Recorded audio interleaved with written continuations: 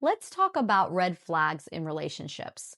Do red flags mean that you should always leave? As someone who lived near the beach, I can tell you the answer is yes. Red flags mean do not get in the water. It is not safe. If there is a red flag that's flying, you don't debate it. You don't test the water. You don't say, well, I've swam here before. A red flag means that there is danger that you might not even see, like a riptide. And the bottom line, it's very simple. You're not going to have a fun swim. And relationships actually work the same way. So today I want to talk to you exactly what to do with red flags and yellow flags in relationships, because ignoring them is how people get hurt. Some warnings mean get out, but some mean just slow down. And treating them like they're the same thing, it can be very costly. So let's talk about it. Red flags in relationships are not invitations to investigate. They're signals to get out of the water. So I want to say this clearly so that none of us get confused, because red flags are not like a puzzle. They're not a challenge. They're not, well, I can fix this person with potential or patience. There are things that are dangerous. A red flag is something like abuse, repeated dishonesty, controlling behavior, patterns that steal your safety or your dignity or your sense of self. A red flag doesn't mean I should try harder. It means do not enter. And scripture actually backs this up. Proverbs says, the prudent see danger and take refuge, but the simple keep going and pay the penalty. So let's put that in modern language. Wisdom notices the red flag and steps back. Foolishness sees the red flag and says, I'll probably be fine. Wisdom pauses, foolishness pushes through. Wisdom listens to that check in your spirit, but foolishness calls it overthinking. Wisdom doesn't need more proof, it already has enough. But the thing is, not every flag at the beach is red. And this can be confusing because what do you do with yellow flags?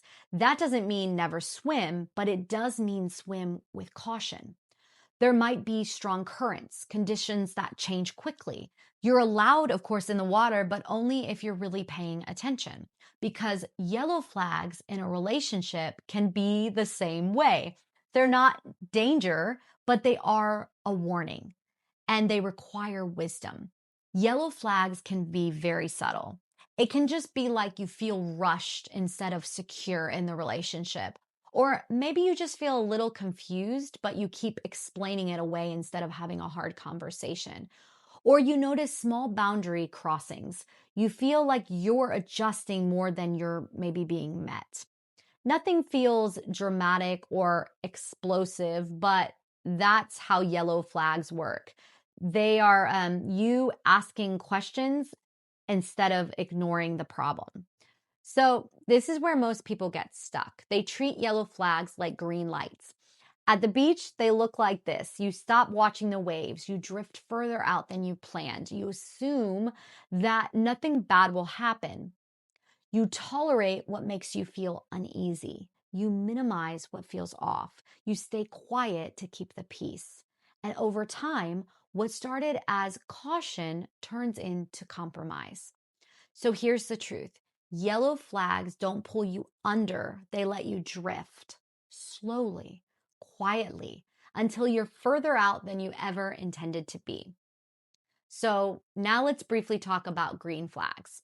At the beach, a green flag means conditions are calm, but it doesn't mean that the ocean doesn't have power. It means you can enjoy the water.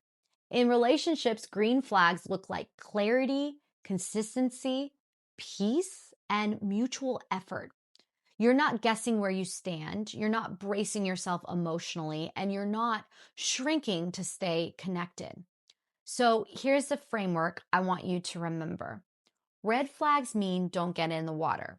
Yellow flags mean slow down and ask some questions. And green flags mean you can swim but still stay aware. And here's the line that I will leave you with. Healthy relationships don't ignore warning signs, they respect them.